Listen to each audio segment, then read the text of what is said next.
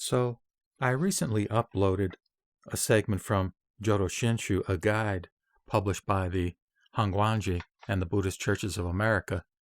I labeled it Part 1 because I wanted to add a Part 2. And these excerpts are all from Chapter 4, which is called The Pure Land Teaching, Jodo Shinshu.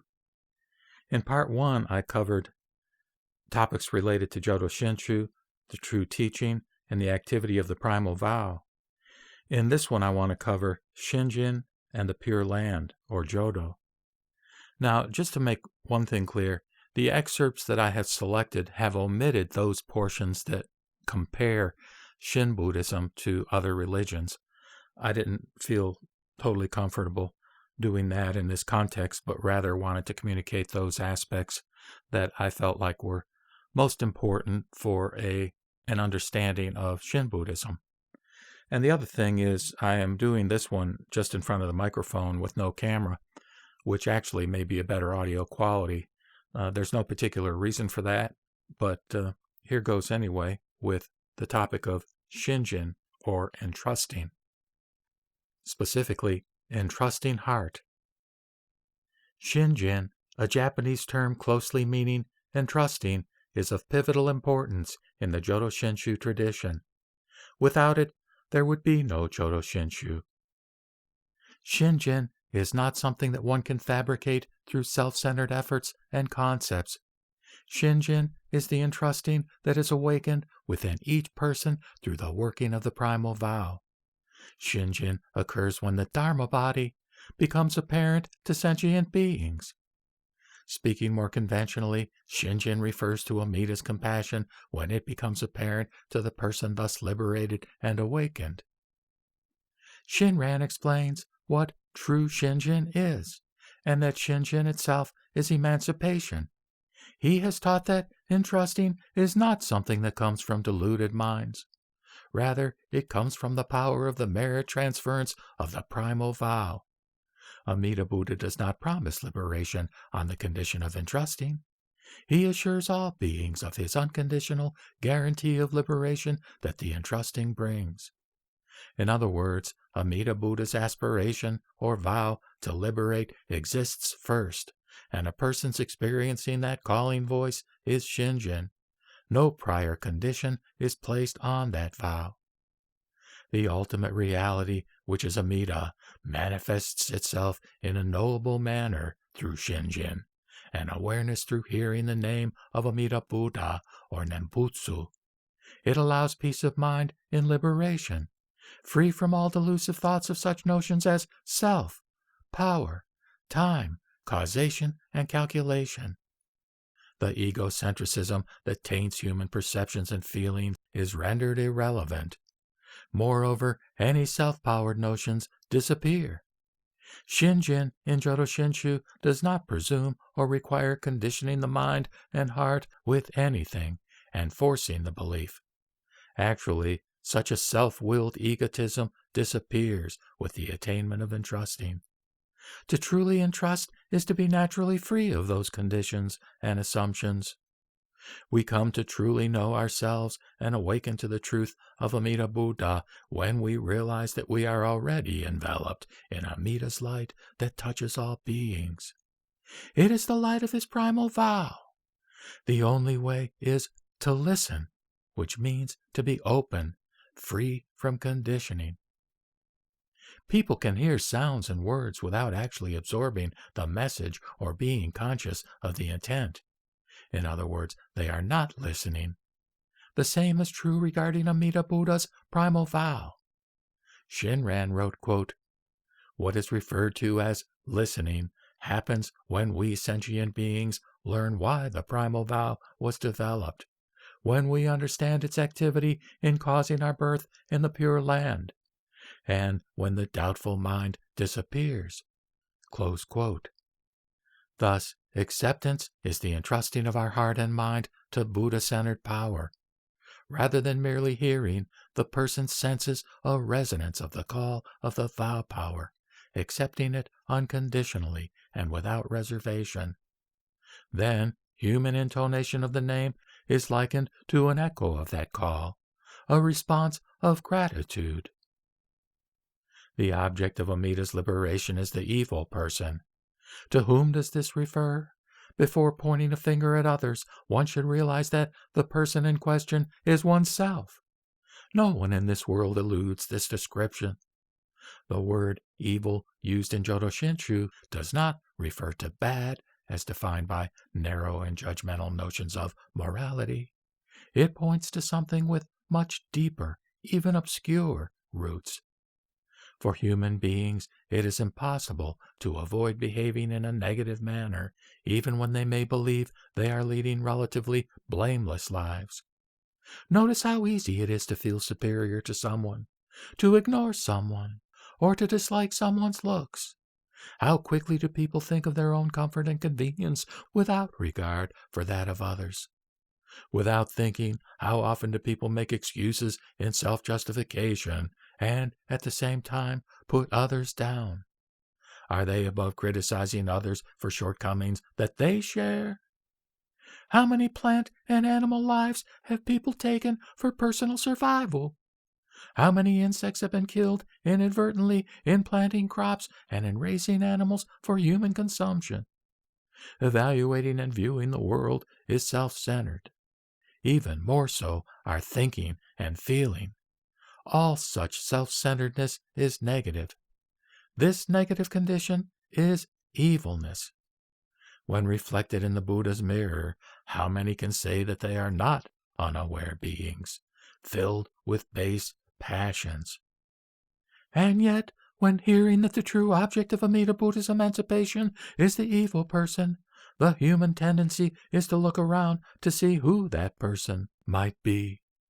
In short, the human being is therefore difficult to awaken and liberate. This, too, is the nature of evilness. Nevertheless, there is a phrase from the Tanisho, a record of Shinran's teachings compiled by a direct follower, likely Yenbo, which states, quote, "The evil person is the true object of emancipation." Close quote. It does not mean that the human being is exempt from the consequences of his or her actions. Emancipation and exemption are completely different from each other. However, Amida Buddha's compassion is so great that even while lamenting the negative karma created, he does not reject us. His fervent aspiration is to liberate all sentient beings and have them attain awakening and Buddhahood. When this is accomplished, the evil person will not fall back into performing negative actions again. Carefully listening to the teaching, the human being realizes that the person who is the object of emancipation is himself or herself.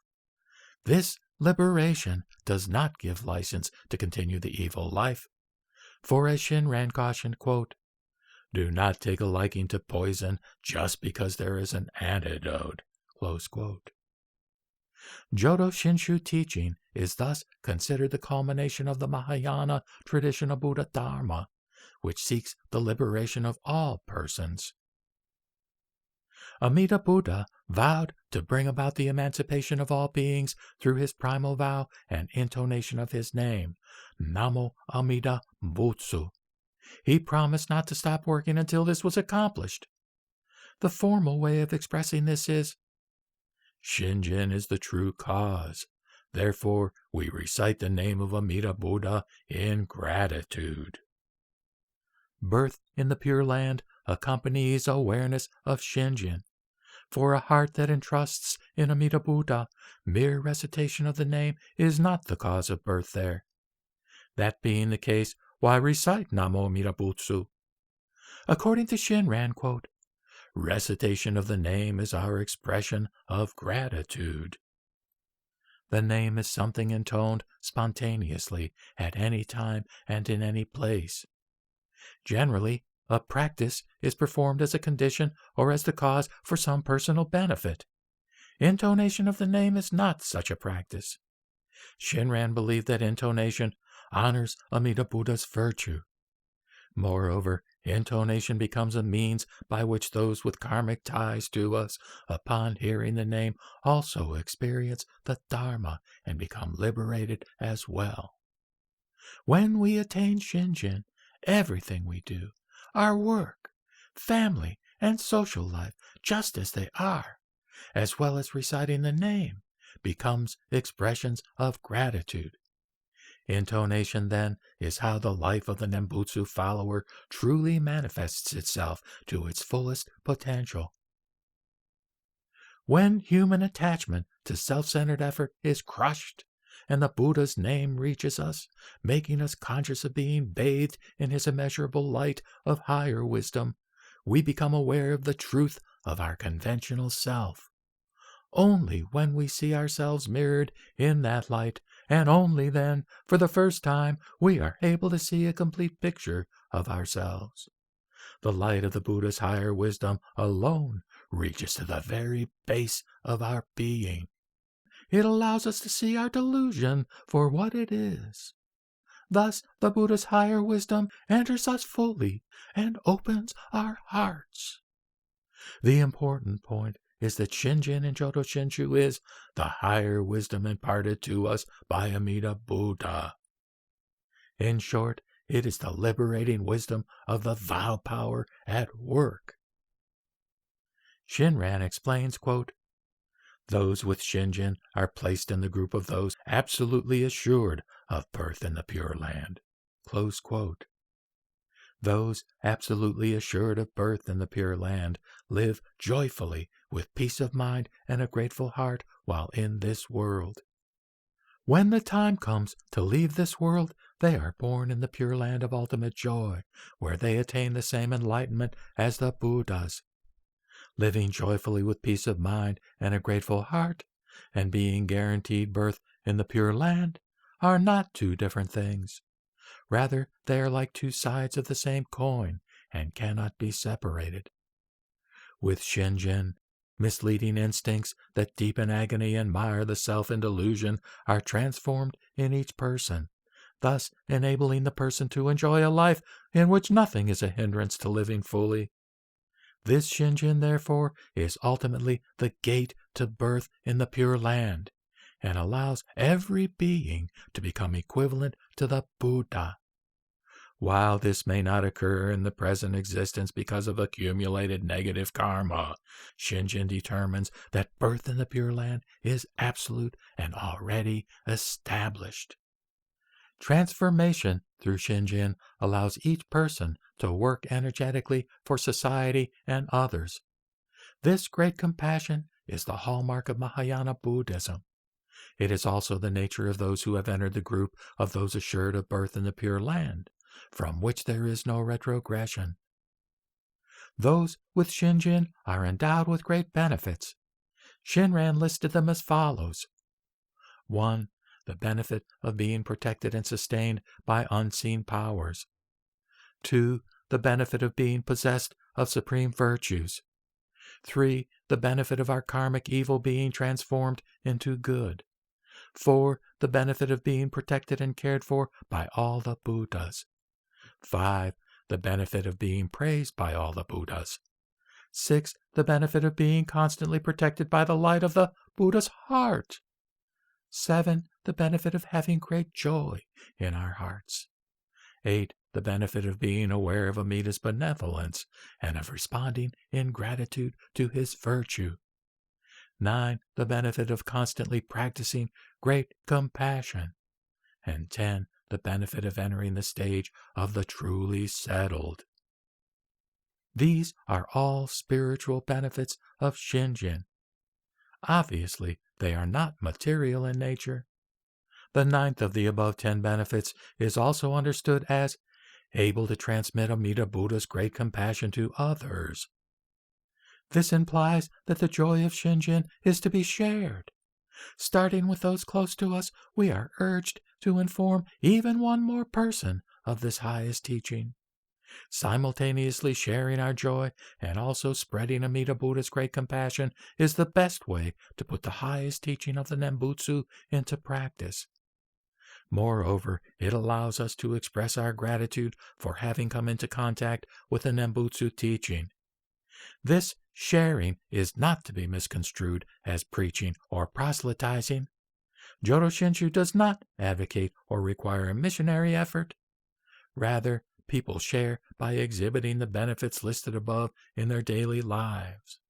By intoning the name, they express gratitude for the benefits that have been assured to all beings. The 10th benefit also includes the meaning of, quote, entering the group of those assured of birth in the Pure Land, where Buddhahood is guaranteed. This is the culmination of all the others, marking the beginning of existence in the Pure Land. If it is true that those who have received Shinjin will absolutely be born in the Pure Land or Jodo and attain Buddhahood, one may well ask, but does that Pure Land really exist? Or, where is the Pure Land? It is natural to want to reassure oneself of the existence of the Pure Land by using human senses and reasoning. In any event, regarding the reality or the existence of the Pure Land, Sakyamuni Buddha describes it in the following way in the smaller sutra, quote, beyond 100,000 kotis of Buddha lands westwards from here, there is a land called perfect bliss. In that land there is a Buddha called Amida, who is expounding the Dharma at this moment. In the land of perfect bliss there are many pools of 7 kinds of jewels, full of water with the 8 excellent qualities. The bottoms of the pools are covered entirely with sands of gold. On the 4 sides of the pools there are stairways made of gold, silver, lapis lazuli, and crystal. There are lotus flowers as large as chariot wheels growing in the pools. Those of blue color emit blue radiance. Those of yellow color emit yellow radiance. Those of red color emit red radiance. And those of white color emit white radiance. They are exquisite, wonderful, fragrant, and pure. Close quote. In contemporary terms, it may be difficult to relate to this concept of a pure world described in such an elaborate literary style. Shinran explains how to interpret these words, regardless of the listener's orientation. Shinran calls the Pure Land the true land of recompense and the land of immeasurable light. By this, he means that the Pure Land is the land created by Amida Buddha's vow power, which developed from fulfilling the vows he made as a bodhisattva. Since the purpose of Amida Buddha's vow is to engage all sentient beings, the world that was created in response to that vow is the ideal world that everyone envisions. Accordingly, rather than asking whether the Pure Land really exists or not, we simply, without reservation, accept the Pure Land as the, quote, world that is awaiting us, close quote. The Pure Land is not a world that can be scrutinized and discovered through knowledge. It is the ultimate reality that transcends the present life with all its imperfections and illusions. Admittingly, we are at times able to put the interests of others before our own and to be of service to them. Such actions are commendable, but there is always at least an element of self-interest in them. If not for reasons of social obligation, are we not at times motivated by the expectation of making ourselves look good or being liked by others? Though we often believe we are acting out of pure kindness, it is easy to feel resentment when appreciation is not expressed or when a favor is not returned. Shinran stated, quote, because even good actions turn into poisonous deeds, they are called the actions of idiots, close quote. And laments that at the base of even the best of intentions lies a calculated self-interest in which the approval of others is sought.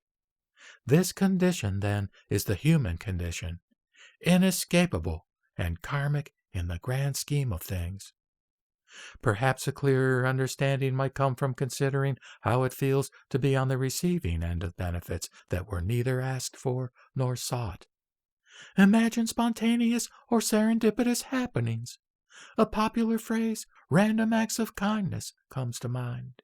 Experiencing these benefits offers a small glimpse of Shinjin at work. Through the teaching of the Buddha, the Dharma gradually and naturally reveals itself. Through the working of other power from the world of truth, illumination makes awareness for everyone possible.